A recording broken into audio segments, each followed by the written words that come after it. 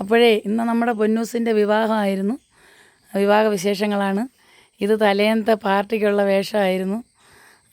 പിറ്റേന്ന് നമ്മളിപ്പോൾ കല്യാണത്തിനൊക്കെ എല്ലാവരും ഒരുങ്ങി പൊന്നൂസ് വണ്ടിയിൽ വന്ന് ഇറങ്ങി ഓഡിറ്റോറിയത്തിന് അകത്തോട്ട് കയറുകയാണ്.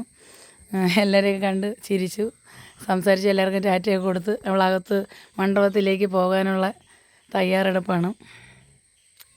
പിന്നെ എൻ്റെ തൊണ്ട ഇപ്പോഴും മാറിയിട്ടില്ല. എന്നെ സംസാരിച്ച് എൻ്റെ സൗണ്ട് മൊത്തവും പോയി.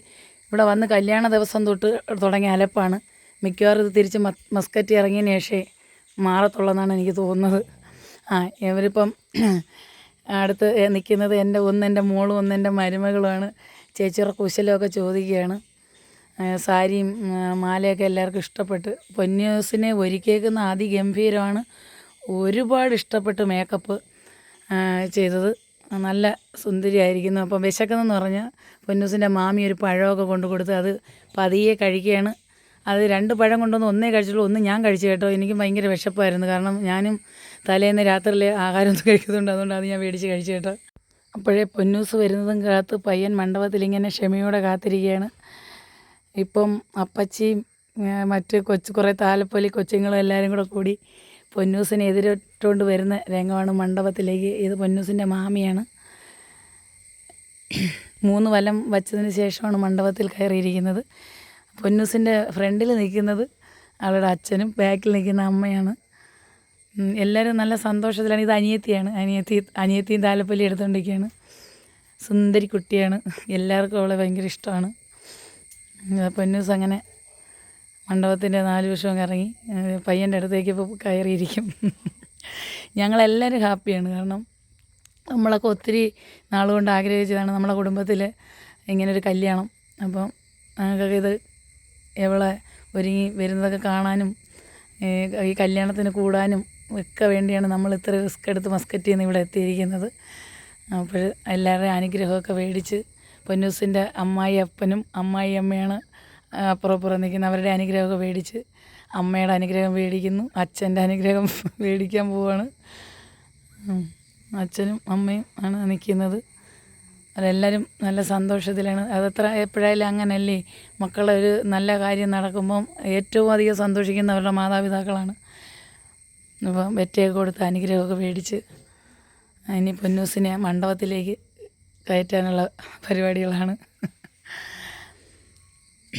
പിന്നെ ഇതിൻ്റെ ഇടയ്ക്കൂടെ കല്യാണത്തിന് മുഹൂർത്തം 12 മണിക്കും 12:30 ആയതുകൊണ്ട് പിന്നെ ഓഡിറ്റോറിയത്തിൽ തന്നെ വന്ന പയ്യൻ്റെ ആൾക്കാരും പെണ്ണിൻ്റെ ആൾക്കാരും ഒക്കെ കുറച്ച് പേർക്കൊക്കെ സദ്യ കൊടുത്തുകൊണ്ടിരിക്കുന്നു. അവിടെ അതിൻ്റെ ബഹളമാണ്. എനിക്കിപ്പോൾ അങ്ങോട്ട് പോകാൻ പറ്റത്തില്ല. ഇതൊന്നും എടുക്കാനൊക്കെ ഉണ്ട്, വീഡിയോ എടുക്കാനൊക്കെ ഉണ്ട്. അങ്ങനെ പെണ്ണ് മണ്ഡപത്തിൽ കയറിയിരുന്നു. അപ്പോൾ കല്യാണ മുഹൂർത്ത സമയമായി. പയ്യനും പെണ്ണും ഇരിക്കുകയാണ്. പെട്ടെന്ന് തന്നെ മുഹൂർത്ത സമയത്ത് തന്നെ താലികെട്ട് നടക്കും. പിന്നെ നമ്മൾ എടുത്ത് പറയാനെ കൊണ്ടെന്ന് പറഞ്ഞാൽ അതാ മാല താലി കെട്ടുകയാണ്. താലിയിട്ട് പൊന്നൂസിൻ്റെ ചിരിയുണ്ട് ആ താലിയിലേക്ക് നോക്കി. കാരണം ജീവിതാവസാനം വരെയുള്ള ഇതായത് കൊണ്ട് തൊഴുതുകൊണ്ട് തന്നെ താലിയിട്ട് നമ്മൾ ഭയങ്കര സന്തോഷമാണ്. കാരണം അവൾ ആഗ്രഹിച്ചൊരു വിവാഹമാണ് അവൾക്ക് കിട്ടിയത്. അവൾ ഒരുപാട് ഹാപ്പിയാണ്. നമുക്കും നല്ല സന്തോഷവും ഒക്കെയാണ്. ഇതൊക്കെ കാണാനും കേൾക്കാനും ഒക്കെ ഒരു ഭാഗ്യം വേണ്ടേ. കാരണം അപ്പോൾ താലി കെട്ട് കഴിഞ്ഞ് കുറേ നേരം വെച്ച് ഇറുക്കിയൊക്കെ വെച്ച് കെട്ടി കൊടുത്തിട്ടുണ്ട്. വേറെ ആരെയും നാത്തൂനൊന്നും കെട്ടാനുള്ളൊരവസരം പയ്യൻ കൊടുത്തിട്ടില്ല. പയ്യൻ തന്നെ താലിയുടെ കെട്ടൊക്കെ മുറുക്കുക ഇവിടെ ഇരുന്ന്. അപ്പം ബാക്കിൽ നിൽക്കുന്നത് നാത്തൂനും അവിടുത്തെ ആൾക്കാരുടെ ബന്ധുക്കളൊക്കെ എടുത്ത് പറയാൻ എനിക്ക് പേരൊന്നും അറിഞ്ഞുകൂടാ. അതൊക്കെ പിന്നെ പോയി പരിചയപ്പെട്ടിട്ടൊക്കെ അല്ലേ നമ്മൾ ഇന്നാരെന്നൊക്കെ അറിയാൻ പറ്റത്തുള്ളൂ. കല്യാണത്തിൻ്റെ അന്ന് തന്നെ നമുക്ക് പറയാൻ പറ്റത്തില്ല അത് ആരാ എന്നുള്ളതൊന്നൊക്കെ. അപ്പോൾ വീണ്ടും ഞാൻ പറയണേ, എൻ്റെ സൗണ്ട് കേട്ട് ആരും ചിരിക്കരുത്. നാട്ടിൽ വന്ന് എൻ്റെ മഴയെല്ലാം നനഞ്ഞും സംസാരങ്ങൾ കൂടിയാണ് എൻ്റെ തൊണ്ട ഇങ്ങനെ പോയത്. ചിലർ ചോദിക്കും കഥാപ്രസംഗത്തിന് പോയാന്നോന്ന്. അപ്പോൾ പൊന്നൂസ താലി പിടിച്ച് കണ്ണിലൊക്കെ വെച്ചൊന്ന് തൊഴുത് അതൊക്കെയാണ് സന്തോഷം. നമുക്ക് കാണുമ്പോൾ നമുക്കും ഒരു സന്തോഷമാണ്. ഇനിയിപ്പം അച്ഛൻ മാല എടുത്ത് കൊടുക്കുക പയ്യനിടാൻ. എനിക്ക് ആ പൊന്നൂസിൻ്റെ സാരിയുടെ കളറ് ഒരുപാട് ഇഷ്ടപ്പെട്ടു. കാരണം അവൾക്കത് നല്ലതുപോലെ ചേരുന്നുണ്ട് ആ സാരിയുടെ കളറ്. അപ്പം മാലയിടിയിൽ കഴിഞ്ഞ്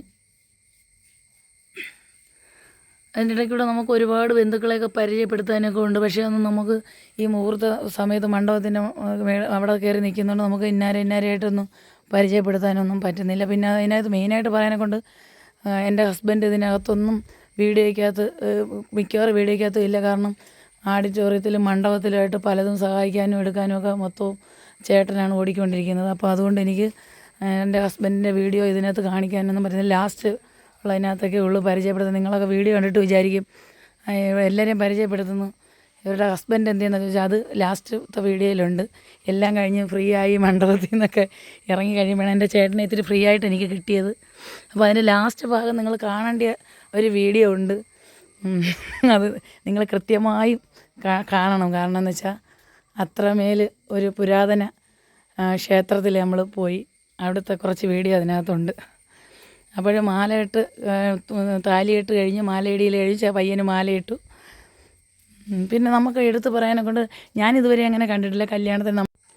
കല്യാണത്തിന് പയ്യൻ താലി കെട്ടിയതിന് ശേഷം പെണ്ണിനൊരു നെക്ലേസ് കെട്ടി കൊടുത്തിട്ടുണ്ട്. അതിന് ശേഷമാണ് മാല സെപ്പറേറ്റ് ഒരു മാലയുള്ളത് ഇട്ട് കൊടുത്തിരിക്കുന്നത്. അതൊക്കെ ഞാൻ എല്ലാവരോടും ചോദിച്ചത് എന്താ ഇവിടെ അങ്ങനെ ഉണ്ടോ? അപ്പോൾ പറഞ്ഞു ഇവിടെ അങ്ങനെയില്ല, ചിലർ അവരുടെ സന്തോഷത്തിന് വേണ്ടി അത് ചെയ്യും എന്ന് പറയാം. അതൊക്കെ സന്തോഷം, നമുക്കും അതൊരു സന്തോഷമാണ്. പിന്നെ നമുക്കും ഇത് കണ്ടിട്ടൊരു അത്ഭുതമാണ് ഇങ്ങനെയൊക്കെ. കാരണം ഞാനിവിടെ ഉള്ളപ്പോൾ ഈ കല്യാണങ്ങൾക്കൊക്കെ നമ്മുടേതായ രീതിയിലുള്ള കല്യാണങ്ങൾക്കൊന്നും ഇങ്ങനെ ഞാൻ കണ്ടിട്ടില്ല. പിന്നെ തിരുവനന്തപുരത്തോട്ട് ഞാനും തിരുവനന്തപുരത്ത് 10-13 വർഷം നിന്നതാണ്. പക്ഷേ ഇങ്ങനെ കല്യാണത്തിന് പോയിട്ടില്ലാത്തതുകൊണ്ടായിരിക്കും കാണാത്തത്. പക്ഷേ അതൊക്കെ ഭയങ്കര ഒരു സന്തോഷമാണ്. ഇതൊക്കെ ഒരു വെറൈറ്റിയാണെന്ന് എനിക്ക് തോന്നിയേക്കുന്നത്. അപ്പോൾ പയ്യനും പെണ്ണും ഒക്കെ പുടവയൊക്കെ കൊടുത്ത് എഴുന്നേറ്റ് ഇങ്ങനെ നിൽക്കുകയാണ്, എല്ലാവരെയൊക്കെ നോക്കി. അടിപൊളി കല്യാണ സാരിയാണ് പയ്യൻ കൊണ്ടുവന്ന സാരി. നല്ല കളറാണ്. എനിക്ക് സാരിയുടെ കളർ ഒരുപാട് ഇഷ്ടപ്പെട്ട്. അതുപോലെ തന്നെ സെറ്റ് സാരി അടിപൊളി സെറ്റ് സാരി. പക്ഷേ സെറ്റ് സാരി ഉടുക്കുന്ന വീഡിയോ ഒന്നും എനിക്ക് എടുക്കാൻ പറ്റിയില്ല. അപ്പോഴത്തേക്ക് ഞാൻ മണ്ഡപത്തിൽ നിന്ന് ഇറങ്ങി ഞാൻ ഫുഡ് കൊടുക്കുന്നിടത്ത് പോയി. കാരണം പാചകം സ്വന്തം അനിയനായിരുന്നു. പാചകത്തിൻ്റെ മേൽനോട്ടവും പാചകവും എല്ലാം സ്വന്തം അനിയനായിരുന്നു. അപ്പോൾ നമ്മൾ സഹോദരങ്ങളെല്ലാവരും ശ്രദ്ധിക്കണ്ടേ. അപ്പോൾ ചെന്ന് ആഹാരമൊക്കെ ചെക്ക് ചെയ്യാനും ഒക്കെ ഉണ്ടോ ഇല്ലയെന്നൊക്കെ നോക്കാനൊക്കെ അതിൻ്റെ ഇടയ്ക്കൂടെ ഒരു ഓട്ടം ഓടിയതുകൊണ്ട് എനിക്ക് സെറ്റ് സാരി ഉടുക്കുന്നതോ പിന്നെ പയ്യൻ്റെ സാരി എടുത്തുകൊണ്ട് ഇറങ്ങുന്നൊന്നും വീഡിയോ എടുക്കാൻ പറ്റിയില്ല. ഇതൊക്കെ തന്നെ എനിക്ക് ഒരുപാട് തന്നെ. ഇനിയിപ്പം കാരണം ഒരുപാട് ഞാൻ എടുത്തു, എന്നെ കൊണ്ട് പറ്റുന്ന രീതിയിലുള്ള വീഡിയോകളെല്ലാം ഞാൻ എടുത്തു. ഇനി അടുത്ത കുറേ വീഡിയോ അവിടെ നിന്ന് സെലക്ട് ചെയ്യണം. അപ്പോൾ പയ്യനും കൂടെ സാരിയൊക്കെ മേടിച്ച് എഴുന്നേറ്റ് നിൽക്കുകയാണ്. ഇനിയിപ്പോൾ മണ്ഡപത്തിന് ഇനി കുറേ ചടങ്ങുകളുണ്ട്. അച്ഛൻ കയറി പെണ്ണിൻ്റെ കൈ പിടിച്ച് കൊടുക്കണം, അങ്ങനെയൊക്കെ ഉള്ള കുറേ കാര്യങ്ങളുണ്ട്. ഇതിൻ്റെ ഇടയ്ക്കൂടെ ചേട്ടനെ തിരക്കി ആരേണ്ടൊക്കെയോ പോയിട്ടുണ്ട് ഫോട്ടോ എടുക്കാനും ഒക്കെ. പക്ഷേ ചേട്ടനെ കിട്ടാനില്ല. ചേട്ടൻ എന്തൊക്കെയോ സാധനങ്ങൾക്ക് പോയിരിക്കണം. ഇപ്പം സിന്ദൂരമൊക്കെ ഇട്ട് കൊടുത്ത് അച്ഛനിങ്ങനെ കയറിയിട്ടുണ്ട് കൈയൊക്കെ പിടിച്ചു കൊടുക്കാൻ. അച്ഛൻ തിളങ്ങി നിൽക്കുകയാണ്. അച്ഛനെന്ന് പറഞ്ഞാൽ എൻ്റെ ഭർത്താവിൻ്റെ ചേട്ടനാണ്. അനിച്ചേട്ടൻ ഭയങ്കര പാവമാണ്. അപ്പോൾ കയറി കൈയൊക്കെ പിടിച്ച് പെണ്ണിൻ്റെ കൊടുക്കുകയാണ്. അവരുടെയൊക്കെ ഒരു സന്തോഷവും ഒക്കെ അല്ലേ ഇത്. കാരണം മോളെ ഒരു കല്യാണം അതൊക്കെ ഒരു ഭാഗ്യമാണ്. ഒരു അച്ഛനും അമ്മയ്ക്കും ഒരു മകളെ വരൻ്റെ കൈ പിടിച്ച് അനുഗ്രഹം കൊടുക്കുക എന്ന് പറഞ്ഞാൽ അത് ജീവിതത്തിൽ ഏറ്റവും വലിയൊരു ഭാഗ്യമാണ്. അതിനൊരു ഭാഗ്യം എൻ്റെ അനുചേട്ടനുണ്ടായി. അതിൽ ഞാൻ ഒരുപാട് സന്തോഷിക്കുന്നു. അപ്പോൾ ഇപ്പോൾ നമ്മളെ കരയോഗത്തിൻ്റെ ഇതാണ് ഈ അടുത്തിരിക്കുന്ന മാമൻ. കരയോഗത്തിൻ്റെ ഇത് സെക്രട്ടറി എന്നല്ല പറയേണ്ടത്, ഒരു ബന്ധു കൂടിയാണ്. അപ്പം പെണ്ണും ചെക്കനും സന്തോഷമായിട്ട് നിൽക്കുകയാണ്. എനിക്ക് ഏറ്റവും സന്തോഷം കൂടിയിരിക്കുന്നത് എൻ്റെ പൊന്നൂസിനാണ്. പൊന്നൂസ് ഭയങ്കര സന്തോഷമായിട്ട് നിൽക്കുകയാണ്. കണ്ട പൊന്നൂസ്, കാരണം പൊന്നൂസ് ആഗ്രഹിച്ച കല്യാണമാണ്. അത് അവൾ ആഗ്രഹിച്ച പയ്യനെ തന്നെ എല്ലാവരും കൂടി നടത്തി കൊടുത്തു.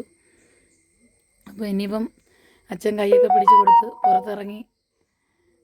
ഇനിയിപ്പം ഒരുപാട് ചടങ്ങുകളുണ്ട്, ഒപ്പിടാനൊക്കെ ഉണ്ട്. ഇതിൻ്റെയൊക്കെ പറയാൻ പറ്റത്തില്ല. ക്യാമറമാന്മാർ അടിപൊളി, എല്ലാം നമ്മളെക്കാട്ടി മുമ്പിൽ ചെന്ന് നിന്ന് നമുക്ക് ഒരു ഫോട്ടോ എടുക്കാൻ പോലും അവസരമില്ല. പക്ഷേ എൻ്റെ ഫോൺ എന്തായാലും എനിക്കെല്ലാം ക്ലിയറായിട്ട് ഇട്ടിട്ടുണ്ട്. ഞാൻ ഫോണിൽ ഇപ്പുറത്ത് കിട്ടിയില്ലെങ്കിൽ ഞാൻ അപ്പുറത്തോട്ട് പിടിക്കും, അപ്പുറത്ത് കിട്ടിയില്ലെങ്കിൽ ഞാൻ ഇപ്പുറത്തോട്ട്. കണ്ട എന്നെ മറച്ചുകൊണ്ട് അവൻ വീണ്ടും കയറിയിരിക്കുകയാണ്. എൻ്റെ സ്വഭാവത്തിന് അവനൊരു നുള്ളു കൊടുക്കേണ്ടതാണ്. പക്ഷേ എൻ്റെ കൈ പൊങ്ങിയതാണ് നുള്ളിയില്ലേ.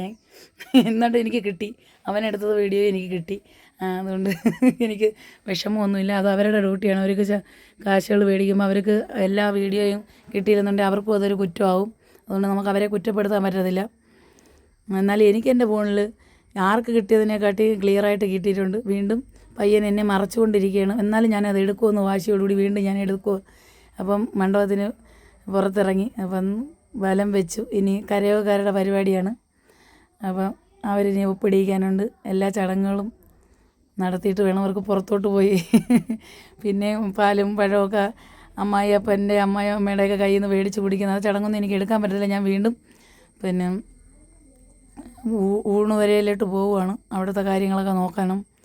എന്തെങ്കിലുമൊക്കെ മിസ്റ്റേക്ക് ഉണ്ടെങ്കിൽ അതൊക്കെ പറഞ്ഞ് എല്ലാവരും കൂടെ ചെയ്യിക്കണം. അപ്പോൾ നമുക്കിവിടെ തോനെ നേരം നിൽക്കാൻ പറ്റത്തില്ല. കുറച്ച് കഴിയുമ്പോൾ ഞാനങ്ങ് പോകും.